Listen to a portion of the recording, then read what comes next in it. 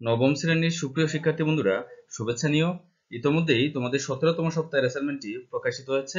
এই পর্যায়ে আমি তোমাদের সাথে নবম শ্রেণীর 17তম সপ্তাহের রসায়ন বিজ্ঞান অ্যাসাইনমেন্টটি নিয়ে আলোচনা করব। তাহলে চলো শিক্ষার্থী বন্ধুরা, ভিডিওটি শুরু করা যাক। এই অ্যাসাইনমেন্টটি তোমাদের চতুর্থ অধ্যায় অর্থাৎ পর্যায় সারণ থেকে করা হয়েছে। অ্যাসাইনমেন্টটি হচ্ছে, তোমার ঘরের জানালায় বিভিন্ন বস্তু রয়েছে। প্রতিটি বস্তুতে একটি প্রধান উপাদান মৌল রয়েছে।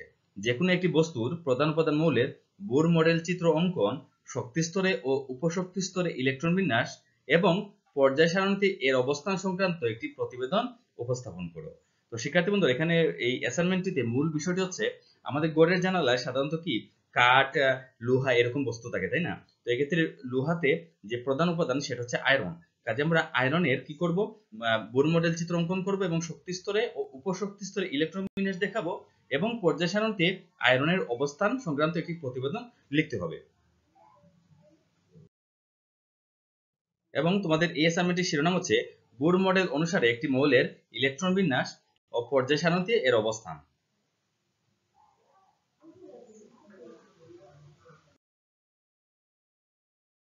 শিক্ষার্থী বন্ধুরা, অ্যাসাইনমেন্টের নমুনা দেখে নাও। আমাদের ঘরের জানালায় বিভিন্ন বস্তু রয়েছে। প্রতিটি বস্তুতে প্রধান উপাদান হিসেবে রয়েছে আয়রন বা লোহা, যার প্রতীক হচ্ছে Fe। তোমরা সবাই জানো আয়রনের প্রতীক হচ্ছে Fe এবং এর পারমাণবিক সংখ্যা হচ্ছে 26। কাজেই তার ইলেকট্রন সংখ্যা হবে কি 26। নিচে আয়রনের বোর মডেল চিত্র, শক্তি স্তরে ও উপশক্তি স্তরে ইলেকট্রন বিন্যাস এবং পর্যায় সারণীতে এর অবস্থান দেখানো হলো। তো আয়রনের বোর মডেল চিত্র প্রথমে আমরা দেখাবো। আয়রনের বোর মডেল চিত্র, এটা হচ্ছে কি বোর মডেল চিত্র। তো এই বোর মডেল চিত্র পয়েন্টটি দিয়ে তোমরা এই চিত্রটি পেন্সিল দিয়ে এঁকে নিবা।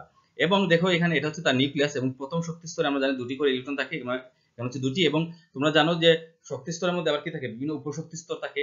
এবং এখানে কি এস যে উপশক্তি স্তর বা এস অরবিটালে কি থাকে, দুটি ইলেকট্রন থাকে, যে কারণে তার ধারণ ক্ষমতা হচ্ছে 2। কাজে এখানে কি থাকবে, দুটি ইলেকট্রন থাকবে। তারপর দ্বিতীয় শক্তি স্তরে তোমরা জানো 8টি ইলেকট্রন থাকতে পারে। দেখো 2টি, 4টি, 6টি এবং 2টি 8টি।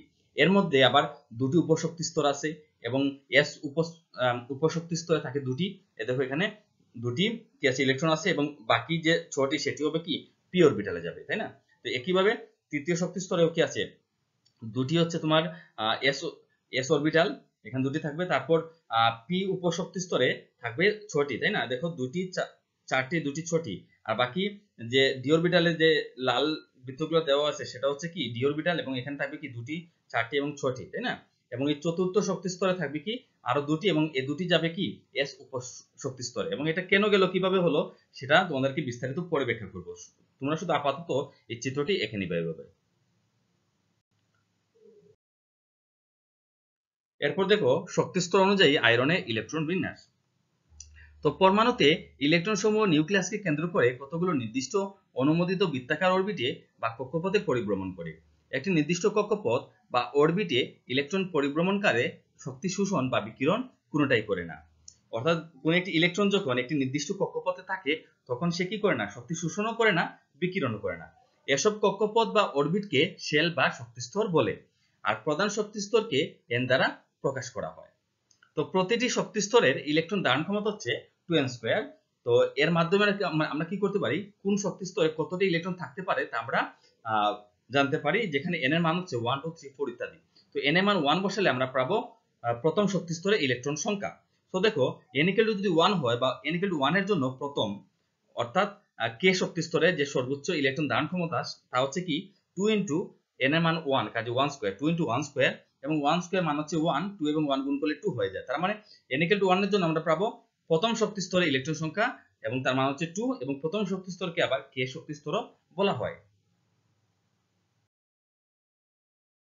এরপর দেখো n = 2 এর জন্য, n = 2 এর জন্য বা দ্বিতীয় শক্তি স্তর এবং দ্বিতীয় শক্তি স্তরকে L দ্বারা প্রকাশ করা হয় এবং L শক্তি স্তরে ইলেকট্রনের সংখ্যা হবে 2 * n², n এর মান 2, কাজে কি হবে 2² 2 কে স্কয়ার করলে 4 আর এবং 4 দুগুণে কি হয় 8 হয়ে যায়। তার মানে দ্বিতীয় শক্তি স্তরে সর্বোচ্চ ইলেকট্রন ধারণ ক্ষমতা হচ্ছে 8। একইভাবে আমরা n = 3 এর জন্য তৃতীয় শক্তি স্তর বা m শক্তি স্তরে ইলেকট্রনের সংখ্যা পাবো, সেটা হচ্ছে 2 * n², n এর মান 3। তো n আমরা যদি 3 বসাই তাহলে 3² হচ্ছে 9, 2 এবং 9 গুণ করলে হয় 18। তার মানে তৃতীয় শক্তি স্তরে সর্বোচ্চ ইলেকট্রন থাকতে পারে 18টি। এবং n = 4 এর জন্য আমরা পাবো চতুর্থ শক্তি স্তর এবং একে n দ্বারা প্রকাশ করা হয় বা বলতে পারি আমরা n শক্তি স্তরে ইলেকট্রনের সংখ্যা হবে 2 × n স্কয়ার। তো এই ক্ষেত্রে n এর মান 4, কাজে কি হবে 4 স্কয়ার, এবং 4 কে স্কয়ার করলে 16, 2 এবং 16 গুণ করলে কি হবে 32 হবে। তো এবার দেখো, যেহেতু আয়রনের পারমাণবিক সংখ্যা 26, তাই এর প্রথম শক্তি স্তর বা কে শেলে দুটি ইলেকট্রন প্রবেশ করবে, কারণ প্রথম শক্তি স্তরে কে শেলে দুটির বেশি ইলেকট্রন থাকতে পারে না। একইভাবে দ্বিতীয় শক্তি স্তর বা এল শেলে 8টি ইলেকট্রন প্রবেশ করবে। কারণ হচ্ছে কি জানো, যে প্রথম শক্তি স্তরে আমরা এর আগের পৃষ্ঠে আলোচনা করেছি, এখানে 2 ছিল, তার মানে প্রথম শক্তি স্তরে দুটি ইলেকট্রন থাকতে পারে, কাজেই তার প্রথম শক্তি স্তরে দুটি ইলেকট্রন প্রবেশ করবে, তাই না? আবার দ্বিতীয় শক্তি স্তরে আমরা জানি সর্বোচ্চ 8টি ইলেকট্রন থাকতে পারে। তো এই ক্ষেত্রে 8টি কি করবে, দ্বিতীয় শক্তি স্তরে প্রবেশ করবে, কারণ 8 আর 2 কত হয় 10 হয়, এবং তার পারমাণবিক সংখ্যা বা ইলেকট্রন সংখ্যা হচ্ছে 26, এবং 10টি বসানোর পর আরো কিন্তু 16টি রয়ে গেছে, তাই না? তো এবার যাব আমরা তৃতীয় শক্তি স্তরে। তো এই ক্ষেত্রে দেখো, কারণ দ্বিতীয় শক্তি স্তরে বা এল শেলে 8টির বেশি ইলেকট্রন থাকতে পারে না।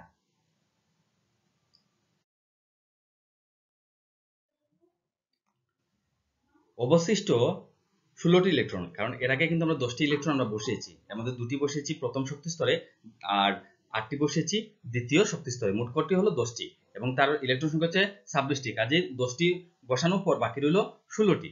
আর এই 16টি ইলেকট্রনের 2টি যাবে চতুর্থ শক্তি স্তরে অর্থাৎ এন শেলে, এবং বাকি যে 14টি আছে সেটা যাবে তৃতীয় শক্তি স্তরে, অর্থাৎ আগে যাবে চতুর্থ শক্তি স্তরে। এটা কেন যাবে সেটা বোঝার জন্য আমাদের উপশক্তি স্তরের ধারণা লাগবে, সেটা আমরা পরে বলবো। সো দেখো, 14টি ইলেকট্রন তৃতীয় শক্তি স্তর বা এম শেলে প্রবেশ করবে, কারণ যে কোনো মৌলে পারমাণবিক সংখ্যা 19 এর অধিক, যে সকল পারমাণবিক সংখ্যা 19 এর বেশি, তাদের ক্ষেত্রে কি হয়, ইলেকট্রন সমূহ চতুর্থ শক্তি স্তর বা এন শেল পূরণ করার পর আসে কোথায়, তৃতীয় শক্তি স্তর বা এম শেলে। তো এটা কেন হলো তা বোঝার জন্য আমরা কিন্তু পরবর্তীতে উপশক্তি স্তরের ধারণা ব্যাখ্যা করব। সো আপাতত দেখো, আয়রন 26, এক্ষেত্রে তার ইলেকট্রন বিন্যাস হবে 2, 8, 14 এবং 2, অর্থাৎ প্রথম শক্তি স্তরে থাকবে 2টি, দ্বিতীয় শক্তি স্তরে থাকবে 8টি, আর চতুর্থ শক্তি স্তরে থাকবে 2টি, এবং তারপর আসবে তৃতীয় শক্তি স্তরে মোট 14টি। তাহলে কি হয়, 8 2 10 আর 14 হলো 24 এবং 2 হচ্ছে 26।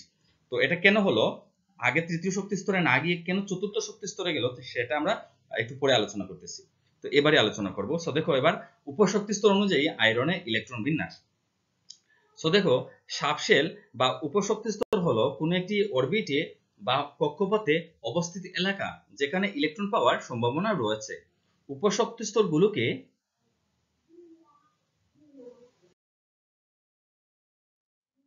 অরবিটাল বলা হয়। এই উপশক্তি স্তর বা অরবিটালকে এল দ্বারা সূচিত বা চিহ্নিত করা হয়। এল এর মান 0 থেকে n-1 পর্যন্ত হয়ে থাকে। উপশক্তি স্তর বা অরবিটালকে সাধারণত sp-df ইত্যাদি নামে আখ্যায়িত করা হয়। এই অরবিটাল সমূহের মধ্যে এস অরবিটালের সর্বোচ্চ 2টি, পি অরবিটালে, এই যে পি অরবিটাল, এখানে থাকতে পারে সর্বোচ্চ 6টি, ডি অরবিটালে থাকতে পারে সর্বোচ্চ 10টি, এবং এফ অরবিটালে থাকতে পারে সর্বোচ্চ 14টি ইলেকট্রন। তো এটা তোমাদেরকে অবশ্যই মনে রাখতে হবে যে এস এ 2টি, পি তে হচ্ছে 6টি, ডি তে হচ্ছে 10টি, এবং এফ এ হচ্ছে 14টি। তো দেখো, n = 1 হলে বা প্রথম শক্তি স্তরের বেলায় l = 0, তো অরবিটালে একটি অর্থাৎ 1s। আর n = 2 হলে তো l = কি হবে, 0 এবং 1 হবে, এবং এক্ষেত্রে তার যে উপশক্তি স্তর সেটা থাকবে 2টি, একটা হচ্ছে 2s, একটা হচ্ছে 2p, এবং n = 3 হলে l এর মান হবে 0 1 2। তো একইভাবে যদি n = 4 হয় তখন কি হবে, 0 1 2 3 4, 0 1 2 3, তো মোট কতটি হলো 4টি। তো এই ক্ষেত্রে দেখো, এই n = 3 হলে এখানে যে অরবিটাল থাকবে সেটা হচ্ছে 3টি, একটা হচ্ছে 3s, একটা হচ্ছে 3p, একটা হচ্ছে 3d। একইভাবে n = 4 এর জন্য কি থাকবে, 4টি, একটা হচ্ছে 4s, একটা হচ্ছে 4d, একটা হচ্ছে 4s, 4p, 4d, তারপর হচ্ছে 4f।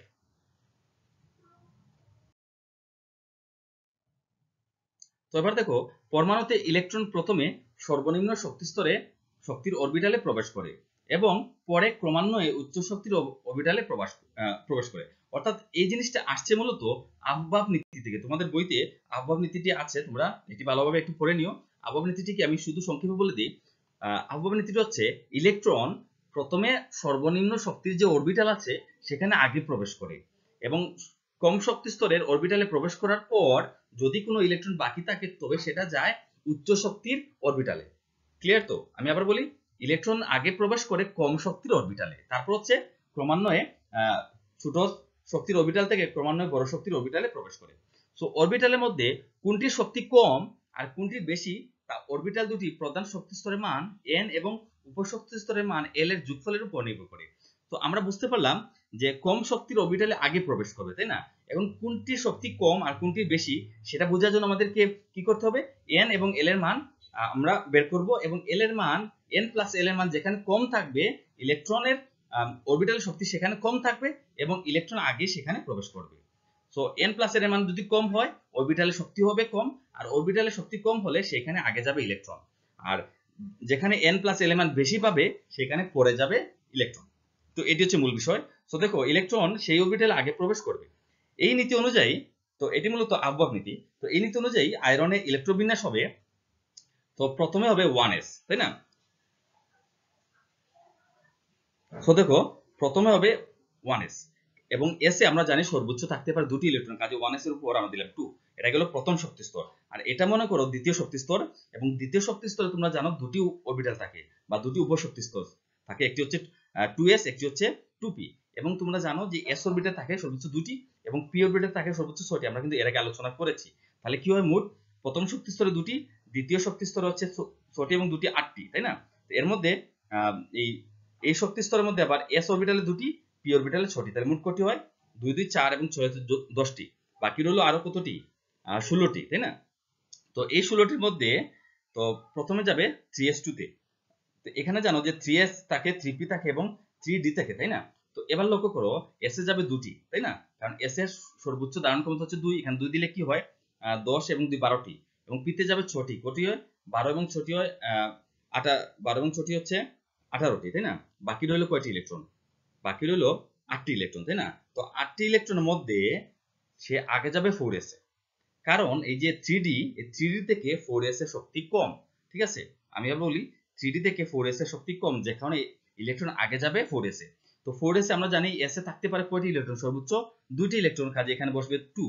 তো বাকি রইল কয়টি, তো দেখো এখানে হচ্ছে 6 2 8, 18 2 10, 10 আর এখানে হচ্ছে 8টি, 18টি, এবং আরো দুটি হচ্ছে 20টি, বাকি রইল 6টি, এবং এই 6টি যাবে এই 3d তে, ঠিক আছে? তাহলে হয়ে গেল মোট 26টি ইলেকট্রন। তো দেখো এখানে লক্ষ্য করো, এক্ষেত্রে দেখা যায় যে 19তম ও 20তম, অর্থাৎ এখানে যে দুটি আসছে ইলেকট্রন সেটা কততম, 19তম এবং 20তম, কারণ দেখো আমরা কিন্তু আগে বসেছি এই পর্যন্ত, তো এই পর্যন্ত কয়টি হয় 6 4 10 2 12 এবং 6 হচ্ছে 18টি, আর 18টি ইলেকট্রন ফিল আপ করার পর বাকি রইল কয়টি 19টি এবং 20তম, এই 19তম 20তম আগে গেছে কোথায় 4s এ। তো দেখো এটাই বলছে যে 19তম 20তম ইলেকট্রনটি আগে 4s অরবিটালে প্রবেশ করে, পূরণ করে, অতঃপর অবশিষ্ট যে ইলেকট্রন সেটা 3d অরবিটালে প্রবেশ করে, কারণ আমরা জানি ইলেকট্রন আগে কম শক্তির অরবিটালে প্রবেশ করে। সো এক্ষেত্রে দেখো এই 3d অরবিটালের শক্তি কি হবে, আমরা তার শক্তির মানটাও কিন্তু বের করব, কারণ বের করার পরে আমরা বুঝতে পারবো যে আসলে কি 3d শক্তি 4s থেকে বেশি কিনা। সো দেখো 3d অরবিটালের ক্ষেত্রে n প্লাস l এর মান কত, তো 3d হচ্ছে এই 3 হচ্ছে কি আমাদের n এর মান, তাই না? তো n এর মান হবে 3 এবং l এর মান কত, d এর ক্ষেত্রে l এর মান হচ্ছে 2। তো আমরা কিন্তু এর আগে বলেছি যে দেখো এখানে কিন্তু l এর মান হবে 2, তো কি হয় 3 প্লাস 2 ইকুয়াল টু কি হয়ে যায় 5 হয়ে যায়। তো এবার দেখো এই 4s অরবিটালের ক্ষেত্রে n প্লাস এর মান কি হবে, n এর মান হচ্ছে 4s এর বেলায় 4, n এর মান 4, তাই না? কিন্তু s এর মান হচ্ছে 0, তো 4 এবং 0 যোগ করলে কি হয়ে যায় 4 হয়ে যায়। সো এক্ষেত্রে স্পষ্টতই বোঝা যাচ্ছে যে 4s অরবিটালের শক্তি কম, কাজে ইলেকট্রন আগে যাবে কোথায় 4s এ, তারপর যাবে 3d তে। সো দেখা যাচ্ছে যে 3d অরবিটালের চেয়ে 4s অরবিটালের শক্তি কম, তাই ইলেকট্রন সমূহ 4s অরবিটাল পূরণ করার পর 3d অরবিটালে প্রবেশ করবে। তো পর্যায় সারণীতে আয়রনের ইলেকট্রন বিন্যাস, তো ইলেকট্রন বিন্যাসের মাধ্যমে কোনো মৌল কত নম্বর পর্যায় এবং কত নম্বর গ্রুপে অবস্থান করে তা সহজেই বের করা যায়। তো আয়রনের ইলেকট্রন বিন্যাস হচ্ছে কি, আমরা কিন্তু এর আগে দেখেছিলাম যে আয়রনের ইলেকট্রন বিন্যাস হচ্ছে 1s2 2s2 2p6 3s2 3p6, তারপর হচ্ছে 4s2, তারপর হচ্ছে 3d6, এটা হচ্ছে আয়রনের ইলেকট্রন বিন্যাস।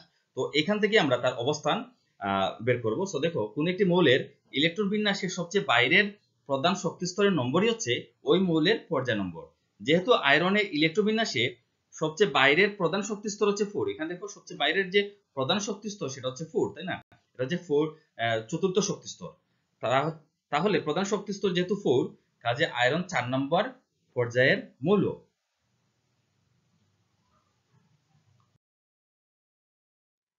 তো এবার আমরা গ্রুপে যাই।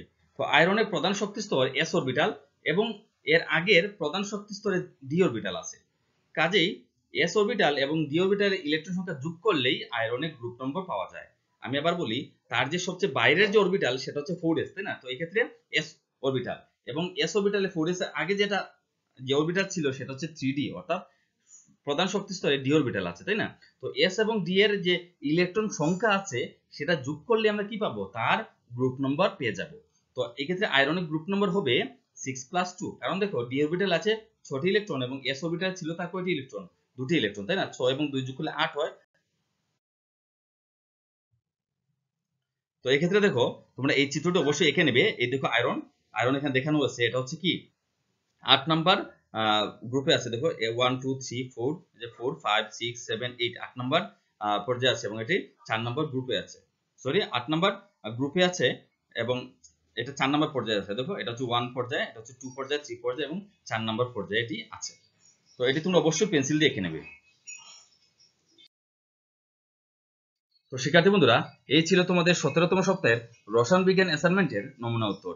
ভিডিওটি ভালো লাগলে লাইক, কমেন্ট এবং শেয়ার করে আমাদেরকে উৎসাহিত করবে এবং তোমার বন্ধু বান্ধবদের সাথে ভিডিওটি ফেসবুক কিংবা হোয়াটসঅ্যাপে শেয়ার করবে, যাতে তারাও এই ভিডিওটির মাধ্যমে উপকৃত হতে পারে। আর অ্যাসাইনমেন্ট বিষয়ে যে কোনো আপডেট সবার আগে পেতে আমাদের চ্যানেলটি সাবস্ক্রাইব করে তার পাশে থাকা বেল আইকনটি অন করে রাখবে। ভিডিওটি দেখার জন্য তোমাদের সবাইকে ধন্যবাদ।